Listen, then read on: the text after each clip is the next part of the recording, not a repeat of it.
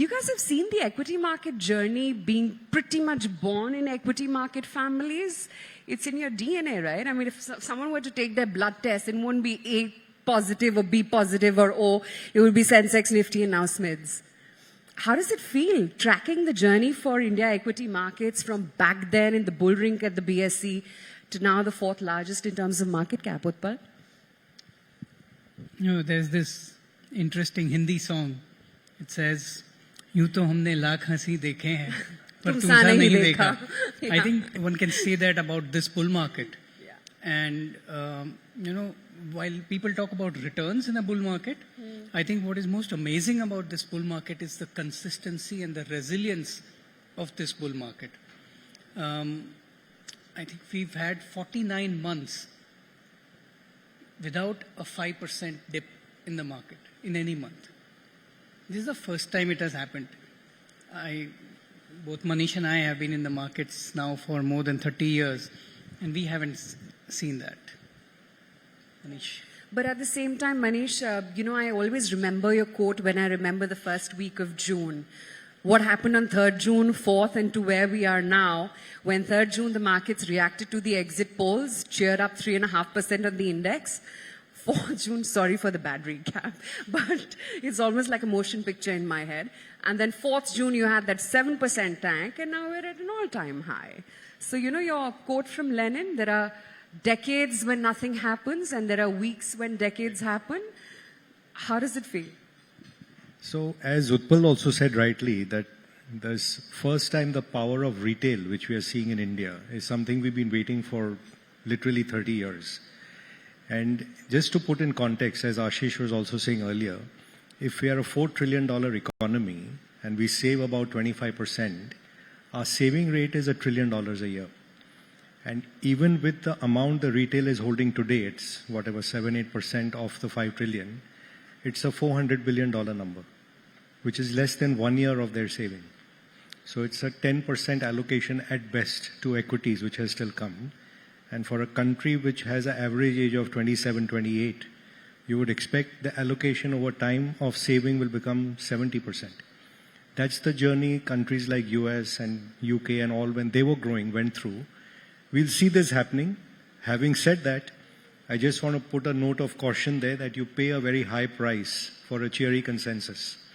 And right now, from the RBI governor to the government, to the investors, to the retail, everyone sees only clear blue skies. And as he said, 49 months without a correction feels great. But to be an investor, you don't get fixed income returns every month in the stock market, which people seem to be getting used to. So at some level, you wish people know what is the difference between risk and reward, because right now we are only seeing rewards. So not wanting to, you know, puncture the happiness index right now, but let's keep that also back of our mind. Okay, I'll give you enough opportunity to play bad cop, but talking about, you know, the good that we're at, the kind of, you know, optimism that you heard in the governor's voice to all the speakers we've had before you. We're at 21 crore SIP inflows on a monthly basis. We're already the 4th largest market cap, you know, equity markets. We already know the number of demat accounts, which are ranging from anywhere between 8 crore to 15 odd crores right now. Yet the depth is still not there. We're growing, but we have so much potential to go to what US or China and Japan have been, the economies which are doing, or rather the equity markets which have done better than us. Utpal, what are we staring at in the next 15 years? The demographics that Manish talked about, what could it blow up to? Before we talk about the next 15 years, let's deconstruct this bull market.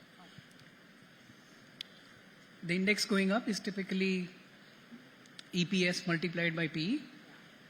So there has been a dramatic increase in the PE.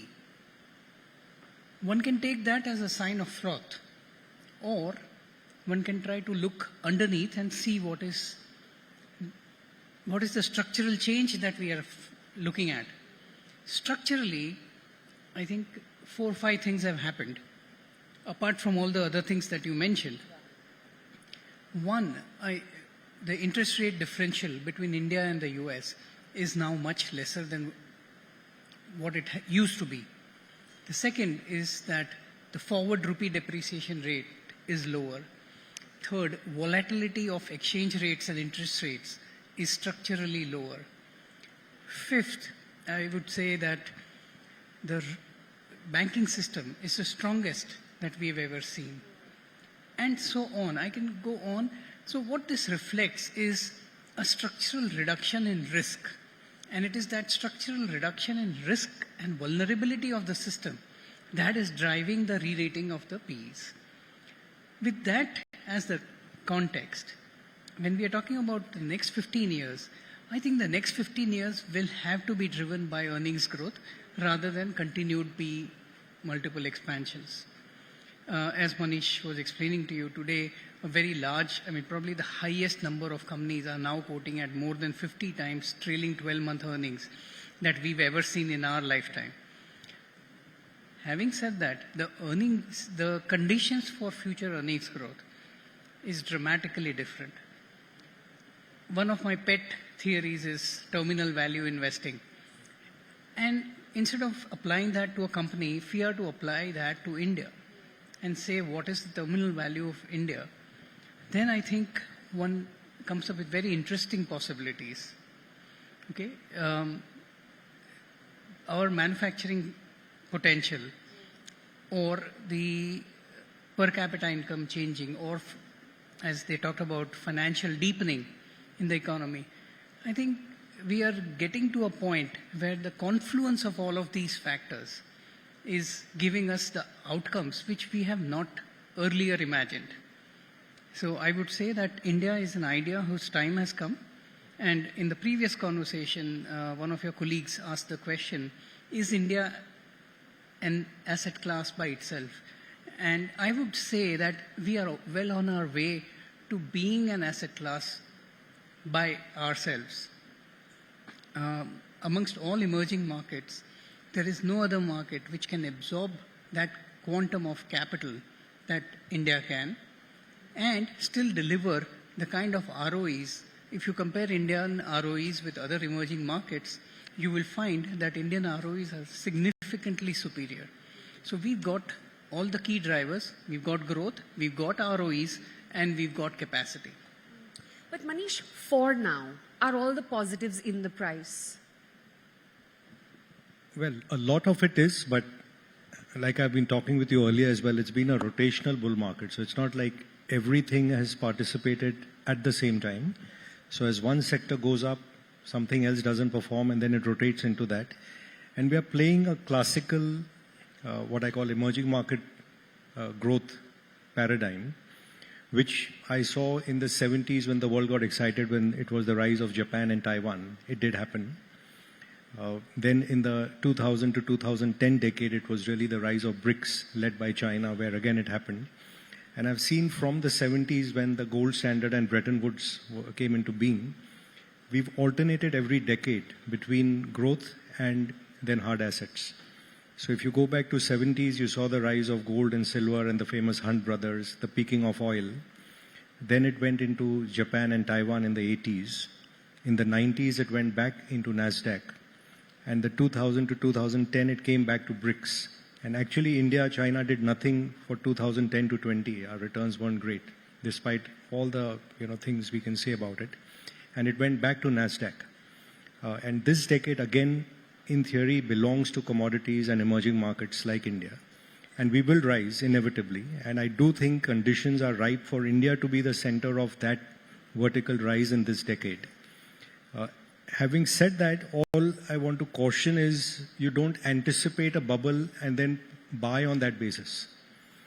You can get lucky and participate, like it happened with technology, that you participated in the technology boom through the Infosys and Wipros, and they went vertical. But when prices went to a level which couldn't sustain, while the companies continued performing post-2001, the stock prices went nowhere for 10 years. And that's the risk we run into if we create bubbles. Which is why when the RBI governor talks of caution and monitoring and not allowing exuberance, the Ferrari. It's similar to when earlier Hero Honda came to India, or Bajaj Auto scooters used to have a waiting list. People would put booking amounts down, Same thing happened when real estate was going through a cycle in 2000. People were putting, that 90-10 schemes to book the flats. Currently, we are doing that with stocks. With the derivative market is 400 times of the underlying cash market. So we can't be creating, a sustainable bull market on the basis of that. We definitely have all the fundamentals in place, as Utpal rightly points out. And the income curve of India is certainly suggestive of that. And again, just to give you that same math again, why we should remain bullish, while I'm giving you caution on prices, the reasons to remain bullish are fantastic.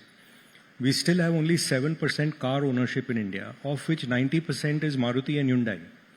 That category, which elsewhere in the world you don't really classify them as cars, they are called one-box cars. If you double it from there, at some 15 or 16% people own washing machines, which is again not a great number. Air conditioning in a hot country is even less than that. So you can see what kind of growth lies ahead of them. Then you double and you go to up the income curve. Only a third of Indian homes have refrigerators at 33%. And then you go even higher, 50% have two-wheelers. So aspirationally, everyone wants this. But the reality of life is 0.3% of India, less than 500 million people, pay 80% of India's income tax. That's the Taj Mahal hotel, consumer, which, will, and every scooter owner also eventually wants to go to Taj. So the potential for earning growth for, like he says, terminal value for the country is enormous. And the acceleration you see in demand, because the income curve is so steep, is very dramatic. So this wealth effect, as it kind of gathers velocity, one would expect to see a lot of acceleration in earnings, which so far we are not seeing. If people argue that the banking sector can only grow at 15%, it tells you what can be the top line growth for companies. The country's central bank is still guiding you for 7.5% growth. With 4% inflation, that's 11.5%, 12% nominal. The better companies will do 15. Earnings will be 15 to 20. The prices are 50 multiple. That's the dilemma today, that you need that sort of earning acceleration to come. And where we see that, for example, retail or EMS are comfortably growing at 50% for the next few years. No one's going to get off that train, because as long as the momentum's there, there's no reason to get down. But some others which are very deeply cyclical, let's just take defense as an example. Maybe defense is fantastic, but 45 multiple, 50 multiple, and the delivery record of a lot of these companies hasn't been great. What happens if there's disappointment over there? So is just keep that balance in mind is all I'd like to submit.